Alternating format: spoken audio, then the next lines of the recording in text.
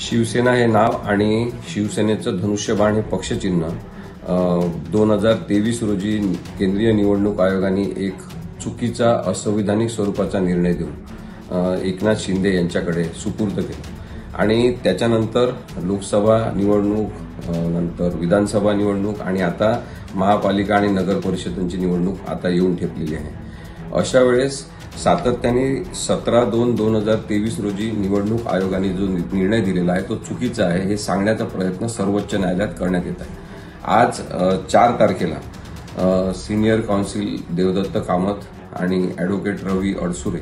यांनी शिवसेना उद्धव बाळासाहेब ठाकरे यांच्यातर्फे ही केस मेन्शन केली की अर्जंटली याचे हिअरिंग घ्यावं आणि लवकरात लवकर हा निकाल लागणं आवश्यक आहे अशा स्वरूपाची मागणी केली। परंतु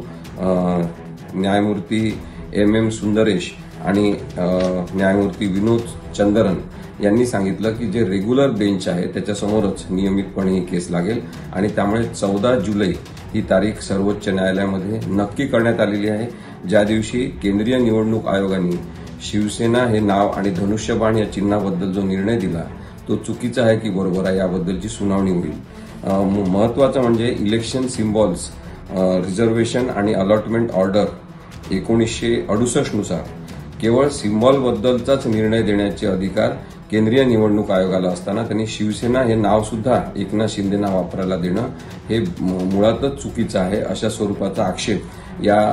निर्णयावर घेण्यात आला आणि उद्धव ठाकरे यांच्या पक्षालाच शिवसेना हे नाव वापरता आलं पाहिजे, धनुष्यबाण हे पक्षचिन्ह वापरता आलं पाहिजे आणि 2 आडव्या शंकूंचा असलेला भगवा ध्वज जो आहे तो सुद्धा वापरण्याचे अधिकार उद्धव ठाकरे यांच्या शिवसेनेला आहेत। डरकाळी फोडणारा वाघ आणि त्याच्याखाली शिवसेना हे नाव कोरल्यासारखं लिहिलेलं जे आहे ते सुद्धा वापरण्याचे अधिकार उद्धव बाळासाहेब ठाकरे यांच्या शिवसेनेला असले पाहिजे अशा स्वरूपाची मागणी या तात्पुरत्या आणि महत्त्वाच्या अर्जामध्ये केलेली आहे। एकनाथ शिंदे या गटाचे शिवसेनेचं धनुष्यबाण आणि शिवसेना हे नाव वापरण्याचे अधिकार काढून घेतले पाहिजे अशी सुद्धा मागणी याच्यात करण्यात आलेली आहे। 14 जुलैला नियमित न्यायपीठासमोर हे प्रकरण लागेल आणि त्या दिवशी याच्यावर युक्तिवाद होतील अशी अपेक्षा करायला हरकत नाही।